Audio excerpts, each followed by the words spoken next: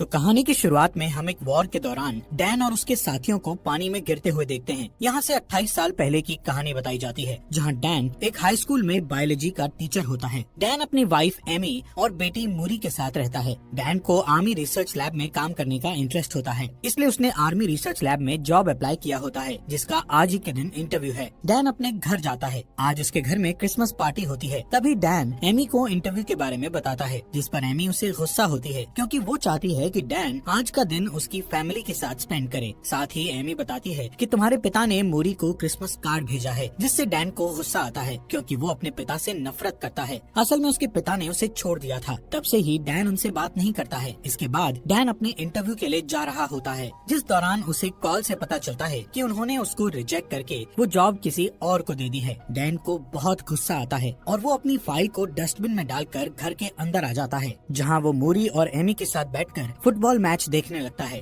जिस दौरान बीच मैच में अचानक एक पोर्टल खुलता है और देखते ही देखते उसके अंदर से बहुत सारे सोल्जर्स बाहर आते हैं। इन सोल्जर्स की लीडर लेफ्टिनेंट हार्ट भी वहाँ आती है, जो सभी लोगों को बताती है कि वो लोग फ्यूचर से आए हैं, जहाँ 2051 में व्हाइट स्पाइक्स नाम के एलियन और इंसानों के बीच जंग छिड़ गई है और वो इस जंग में हार रहे हैं। अगर ऐसा ही चलता रहा तो अगले 11 महीने में पूरी धरती से इंसानों का खात्मा हो जाएगा। हार्ट सभी को हेल्प करने का कहती है, ताकि वो इस जंग में जीत सकें। इस इंसिडेंट के बाद सभी देश उनकी हेल्प के लिए आम लोगों को सेना में भर्ती करके उन्हें फ्यूचर में भेजते हैं, पर फिर भी फ्यूचर वाली दुनिया में इंसानों की आबादी 5 लाख से कम बचती है। साथ ही फ्यूचर में भेजे 50% लोगों के जान गंवाने से अब लोग फ्यूचर में जाने के लिए सवाल उठाने लगते हैं, जिसके चलते सभी फ्यूचर में जाने के लिए विरोध करने लगते हैं। असल में सभी को सिर्फ 7 दिन के लिए भेजा जाता है। अगर वो 7 दिनों तक वहाँ जिंदा रहे तो वापस पास्ट में आ जाते हैं। इधर मूरी भी इस बात से परेशान होकर रोने लगती है और अपनी माँ को कहती है कि वो कभी भी फ्यूचर में ना जाए। तभी डैन वहाँ आता है और मूरी से बात करके उसे शांत करता है। अगले दिन जब डैन क्लास में होता है, तब उसके फोन में एक अलर्ट मैसेज आता है। असल में डैन को जल्द से जल्द आर्मी रिसर्च सेंटर में आने का कहा जाता है। डैन जल्दी से वहाँ जाता है, क्योंकि उसे लग रहा था कि उसे अब जॉब मिल जाएगी, लेकिन यहाँ आने पर सोल्जर उसके हाथ को एक मशीन में डालते हैं। तब डैन को पता चलता है कि वो लोग उसे फ्यूचर में लड़ने के लिए भेजने वाले हैं। वो डैन को ये भी बताते हैं कि उसकी 7 साल में डेथ हो जाएगी। डैन उनसे कुछ पूछ पाता, तभी उसके हाथ में एक डिवाइस लगा दिया जाता है, ताकि वो लोग डैन को ट्रैक कर सकें। और उसे बताया जाता है कि अगर उसने इस डिवाइस के साथ छेड़छाड़ की तो उसे जेल भी हो सकती है। अब डैन को 24 घंटे के अंदर अपने पर्सनल काम निपटाने को कहा जाता है, क्योंकि उसके बाद उसे जंग के लिए ट्रेन किया जाएगा। ये सब डैन की मर्जी के बिना हुआ था, पर अब वो कुछ नहीं कर सकता था। तभी हम एमी को देखते हैं, जो कि एक थेरेपिस्ट है और फ्यूचर से वापस आए लोगों की काउंसलिंग करती है। इसके बाद वहाँ डैन आता है और एमी को बताता है कि उसे 2051 में भेज रहे हैं। एमी जानती थी कि वहाँ से वापस आना मुश्किल है, इसलिए वो डैन को वहाँ जाने से मना करती है, जिस पर डैन बताता है कि उन्होंने मेरे हाथ पर ट्रैकर लगा दिया है, इसलिए अब चाहकर भी वो कुछ नहीं कर सकता। जिस पर एमी डैन को उसके पिता की हेल्प लेने को कहती है, क्योंकि सिर्फ उसके पिता ही उस डिवाइस को बाहर निकाल सकते हैं। इसके बाद वो अपने पिता के पास जाता है, जहाँ उसके पिता डिवाइस को निकालने के लिए तैयार हो जाते हैं, पर पुरानी बातों को याद करते हुए दोनों के बीच बहस होने लगती है। इसलिए डैन गुस्से में उस डिवाइस को निकलवाए बिना ही वहाँ से चला जाता है और एमी को बताता है कि उसे जंग लड़ने जाना ही पड़ेगा। ये जानकर एमी बहुत रोती है, पर डैन उससे प्रॉमिस करता है कि वो 7 दिन में वापस आ जाएगा। जिसके बाद वो मूरी को अलविदा कहता है और वहाँ से रिसर्च सेंटर चला जाता है। यहाँ डैन के साथ कई लोग फ्यूचर में जाने वाले थे। यहाँ सभी को आर्मी ड्रेस दी जाती है और सबको अलग अलग टीम में बांट दिया जाता है, जिसमें डैन की टीम का नाम आर फोर्स होता है, जो कि एक रिसर्च टीम है। यहाँ एक लड़की सवाल करती है कि वो टाइम मशीन से पीछे जाकर वॉर शुरू होने से पहले ही दुश्मनों को क्यों नहीं मार सकते, जिस पर वहाँ बैठा एक ऑफिसर उसे बताता है कि उनकी टाइम मशीन सिर्फ 30 साल का टाइम ट्रेवल कर सकती है, जिसमें वो सिर्फ 2051 में जाकर वहाँ से वापस 2022 में आ सकते हैं। इसके अलावा उन्हें ये भी बताया जाता है कि उनके जो दुश्मन है वो कोई इंसान नहीं है, बल्कि एलियंस हैं। रात होने पर डैन अपने दोस्त चार्ली से बात करता है, जिस दौरान इमरजेंसी अलार्म बजने लगता है। तभी लेफ्टिनेंट हार्ट सबको अभी के अभी फ्यूचर में जाने को कहती है। अब क्योंकि सबको ट्रेनिंग खत्म करने के बाद वहाँ ले जाना चाहिए था, पर लेफ्टिनेंट हार्ट का कहना था कि एलियंस ने उनकी रिसर्च लैब पर अटैक किया है। अगर वो लैब तबाह हो गई तो वो वॉर में हार जाएंगे। इसके बाद सभी को एक जगह पर बुलाया जाता है और फिर एक एक करके उन्हें फ्यूचर में भेजने लगते हैं, जिस दौरान सिस्टम में कुछ खराबी आ जाती है, जिसके कारण वो सभी जमीन पर पहुंचने की जगह आसमान में ही रह जाते हैं और फिर एक एक करके सभी नीचे गिरने लगते हैं। ये वही सीन था जो हमें कहानी की शुरुआत में दिखाया था। यहाँ डैन और कुछ लोग एक स्विमिंग पूल में गिरते हैं, जबकि बाकी के लोग जमीन पर गिरकर मर जाते हैं। यहाँ के हालात देखकर वो सभी दंग रह जाते हैं, क्योंकि हर तरफ सिर्फ एलियंस थे। इसके बाद हम फ्यूचर की दुनिया की कर्नल को देखते हैं, जो बचे हुए लोगों से कांटेक्ट करती है। वो डैन को टीम लीडर बनाते हुए कहती है कि उसे रिसर्च लैब में फंसे लोगों को बचाना होगा। डैन अपनी टीम के साथ लैब की ओर निकल जाता है। सभी लैब पहुंच जाते हैं और देखते हैं कि एलियंस ने सभी लोगों को मार दिया है। जब कर्नल को इस बारे में पता चलता है तो वो बहुत दुखी होती है और डैन को लैब में रखी हार्ड ड्राइव लाने को कहती है। इन लोगों के पास ज्यादा टाइम नहीं होता है, क्योंकि एलियंस लैब में आने वाले थे। जिसके बाद कर्नल डैन को लैब में रखी सभी बायोलॉजिकल मटेरियल भी साथ लाने को कहती है, जिस दौरान वहाँ एलियंस भी आने लगते हैं। इसलिए यहाँ की आर्मी लैब पर बॉम्ब गिराकर उसे पूरी तरह तबाह करने के लिए निकल जाती है। कर्नल बताती है कि डैन और उसके साथियों के पास सिर्फ 3 मिनट हैं, जिसके बाद लैब को ब्लास्ट कर दिया जाएगा। पर जब वो लोग लैब के बाहर जा रहे होते हैं, तभी एलियंस उन पर अटैक कर देते हैं। ये एलियंस बहुत ही ताकतवर होते हैं और उन पर गोलियों का कोई असर नहीं होता है। एलियंस के अटैक में डैन के कुछ साथी मारे जाते हैं। अब जैसे ही बचे हुए लोग लैब से बाहर आते हैं, तब वहाँ बहुत सारे एलियंस आने लगते हैं और उन लोगों का पीछा करने लगते हैं। इसी बीच वहाँ आर्मी आ जाती है, पर एलियंस उन्हें जान से मार डालते हैं। कोई रास्ता ना दिखने पर डैन और बाकी के लोग एलियंस पर शूट करने लगते हैं। थोड़ी ही देर बाद वहाँ बॉम्ब गिराया जाता है, जिससे बहुत ही बड़ा ब्लास्ट हो जाता है, जिससे सभी एलियंस मारे जाते हैं। साथ ही इस ब्लास्ट के कारण डैन के कई साथी भी मारे जाते हैं और कई घायल हो जाते हैं। अब जैसे ही डैन की आंख खुलती है तो वो एक कैंप में होता है। यहाँ पता चलता है कि ब्लास्ट में डैन के अलावा उसका दोस्त चार्ली ही बचा था। जब वो दोनों कैंप के बाहर आते हैं तो उन्हें अपनी टीम का एक आदमी और दिखता है, जिसका नाम डोरियन है। डोरियन फ्यूचर में तीसरी बार आया था, इसलिए डैन उससे पूछता है कि क्या तुम मरने से नहीं डरते हो, जिस पर डोरियन बताता है कि उसे कैंसर है और वो सिर्फ 6 महीने ही जीने वाला है, इसलिए उसे अपने तरीके से बची हुई लाइफ जीनी है और घर पर रहने से अच्छा वो लड़कर मरना चाहता है। इसी दौरान वहाँ 2 सोल्जर आते हैं जो डैन को अपने साथ आने को कहते हैं, जबकि डोरियन और चार्ली को वापस लैब वाली जगह पर जाने को कहा जाता है।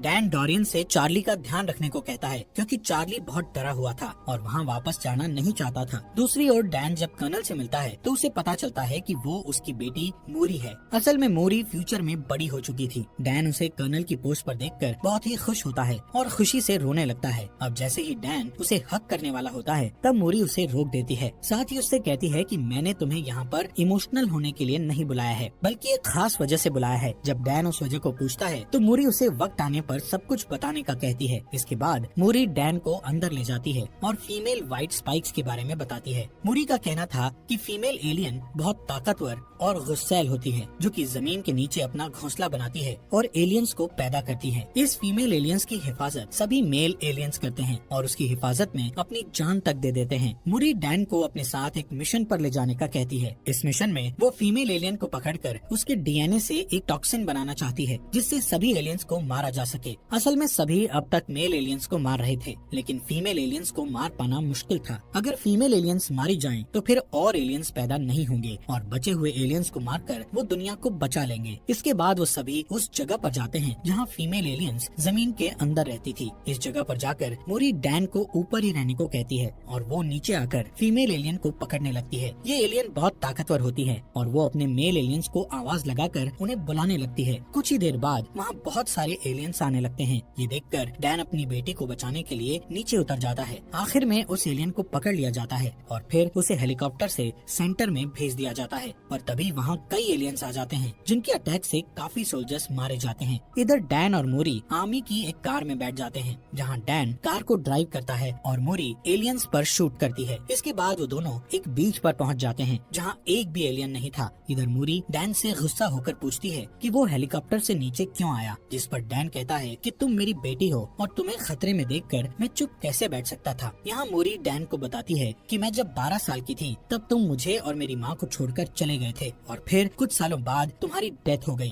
यही कारण था कि मूरी अभी तक डैन को देखकर खुश नहीं थी। मूरी को रोता देख डैन बहुत दुखी होता है। उसे समझ नहीं आ रहा था कि आखिर उसने पास्ट में अपनी फैमिली को क्यों छोड़ा। थोड़ी ही देर बाद वहाँ हेलीकॉप्टर आता है और समुद्र के बीच बने आर्मी सेंटर में ले जाता है। इस जगह को इतना खास बनाया गया था कि कोई भी एलियन वहाँ ना आ सके। इस जगह पर ही उस फीमेल एलियन को रखा गया था। मूरी उसका ब्लड सैंपल लेकर उसका डीएनए निकालती है। डीएनए चेक करने पर उसे पता चलता है कि उसे अभी कई सैंपल लेकर हजारों टेस्ट करने होंगे, तब जाकर एक टॉक्सिन बनेगा। इस टॉक्सिन के बनने के बाद वो सभी एलियंस को आसानी से मार सकेंगे। मूरी सभी डीएनए सैंपल्स पर काम करती है, पर उसे अभी तक परफेक्ट डीएनए सैंपल नहीं मिला था। ये सैंपल सिर्फ 60% और 50% तक सीमित होते थे। मूरी पूरी रात जागकर सैंपल टेस्ट करती है, पर अभी तक उसे कोई अच्छा रिजल्ट नहीं मिलता है। इसके बाद वहाँ डैन आता है और मूरी को रेस्ट करने का कहता है। आज के दिन डैन को यहाँ 7 दिन हो चुके थे, इसलिए अब उसे वापस 2022 में जाना था। डैन मूरी से पूछता है कि आखिर उसने उसे यहाँ क्यों बुलाया था, जिस पर मूरी कहती है कि अगर ये टॉक्सिन बन गया तो इसे अपनी दुनिया में वापस लेकर जाना तुम्हारा काम है, क्योंकि यहाँ और टॉक्सिन बनाने में काफी वक्त लग जाएगा। पर जब तुम इसे लेकर अपनी दुनिया में जाओगे तो इसे बनाने के लिए काफी वक्त होगा। जब ये टॉक्सिन बन जाएगा तो वो अपनी दुनिया में वॉर को शुरू होने से रोक सकते हैं। इसी दौरान उन्हें एक डीएनए सैंपल टॉक्सिन 100% होते हुए दिखता है।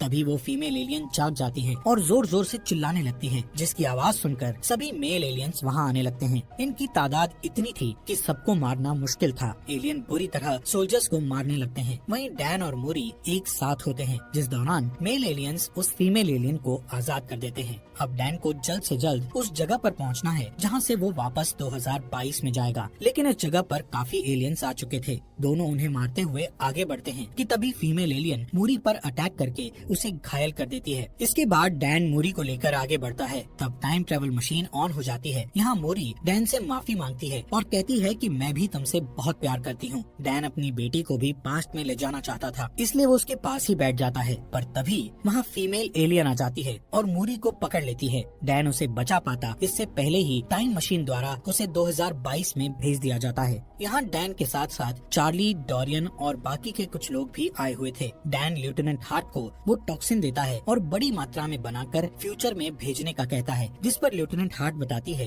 कि अब जंप लिंक बंद हो गया है, यानी कि अब वो टाइम मशीन का यूज नहीं कर सकते हैं, इसलिए वो ये वॉर हार गए हैं। जिसके बाद डैन अपनी वाइफ से मिलता है। डैन फ्यूचर में मूरी की डेथ को लेकर बहुत दुखी था। जब वो घर आकर मूरी को देखता है तो उसे गले लगा लेता है और रात भर उसके रूम में ही बैठा रहता है। जिसके बाद एमी उसके पास आती है। तब डैन उसे फ्यूचर की मूरी के बारे में बताता है। अब डैन फ्यूचर में होने वाली वॉर को रोकने के लिए कुछ करने का सोचता है, इसलिए वो सबसे पहले डोरियन के पास जाता है और उससे एलियन का नेल मांगता है, जो कि डोरियन ने फ्यूचर में जाकर अपने पास रख लिया था। इसके बाद वो दोनों उस नेल को लेकर चार्ली के पास जाते हैं। चार्ली उस नेल पर रिसर्च करता है तो उन्हें पता चलता है कि उनके नेल्स पर ज्वालामुखी की राख लगी हुई है। चार्ली बताता है कि ये राख चाइना में फटे ज्वालामुखी की राख है। तब डैन कहता है कि लेफ्टिनेंट हार्ट ने बताया था एलियन का पहला हमला रशिया में हुआ था, फिर उनके नेल्स में चाइना की ज्वालामुखी की राख क्यों है। तभी डैन को उनका एक स्टूडेंट याद आता है जो कि ज्वालामुखी टॉपिक के बारे में बहुत कुछ जानता था, इसलिए वो तीनों उसके पास जाते हैं, जहाँ स्टूडेंट बताता है कि आज से 1000 साल पहले चाइना में ज्वालामुखी फटा था, जिसकी लहरें रशिया तक भी पहुँच गयी थी और फिर वो राख में बदलकर वहीं पर जम गई थी। फिर कुछ समय बीतने के बाद वो जगह बर्फ से ढक गई। ये सब जानने के बाद वो समझ जाते हैं कि जरूर कोई एलियन शिप वहाँ आई होगी और फिर बर्फ ढकने के कारण वो वहीं दब गए होंगे, जो कि 2051 में बर्फ पिघलने के बाद धरती के ऊपर आ गए। इसके बाद डैन और चार्ली डिफेंस ऑफ सिक्योरिटी के पास जाकर उन्हें सारी थियोरी बताते हैं और रशिया जाकर सभी एलियंस को वॉर के पहले ही मारने को कहते हैं, लेकिन वो उन दोनों की थियोरी पर यकीन नहीं करता है, इसलिए उनका साथ देने से मना कर देता है। इसलिए वो तीनों खुद ही वहाँ जाकर उन एलियंस को मारने का सोचते हैं। अब डैन अपने पिता से हेल्प मांगने के लिए जाता है, क्योंकि उनके पास प्लेन था। डैन अपने पिता को सारी बात बताता है और कहता है कि उसे एलियंस को मारने के लिए रशिया के ग्लेशियर आइलैंड पर जाना होगा, जिसके लिए उसे उनके प्लेन और एक पायलट की जरूरत है। डैन के पिता उसकी बात मान जाते हैं और साथ चलने के लिए रेडी हो जाते हैं। इसके अलावा डैन लेफ्टिनेंट हार्ट की मदद से बहुत सारा टॉक्सिन बनवा चुका था, जिसे लेकर वो रशिया चले जाते हैं। यहाँ डैन अपने साथ एक टीम लेकर गया हुआ था। वो सभी ग्लेशियर आइलैंड के ऊपर पहुँच जाते हैं और एक ब्लास्ट करके जमीन के नीचे जाते हैं, जहाँ उन्हें एक एलियन शिप दिखाई देती है, जो कि काफी काफी टाइम पहले क्रैश हो गई थी। वो अंदर जाकर देखते हैं तो उन्हें एलियंस की डेड बॉडीज दिखती हैं। यहाँ उन्हें पता चलता है कि कुछ एलियंस अपने आप को जिंदा रखने के लिए सो रहे हैं, जिसके बाद वो अभी टॉक्सिन से उन एलियंस को मारने लगते हैं, जिस दौरान फीमेल एलियन जाग जाती है और उन सब पर हमला कर देती है। तब डोरियन सबको शिप से बाहर जाने का कहकर शिप को ब्लास्ट करके सब कुछ खत्म करने का कहता है। इसके बाद वो सभी एलियंस एक एक करके बाहर आने लगते हैं, जिन्हें डैन के पिता शूट करके मारते हैं। लेकिन ज्यादा एलियन होने के कारण डोरियन को शिप ब्लास्ट करनी पड़ती है, जिससे डोरियन की भी डेथ हो जाती है।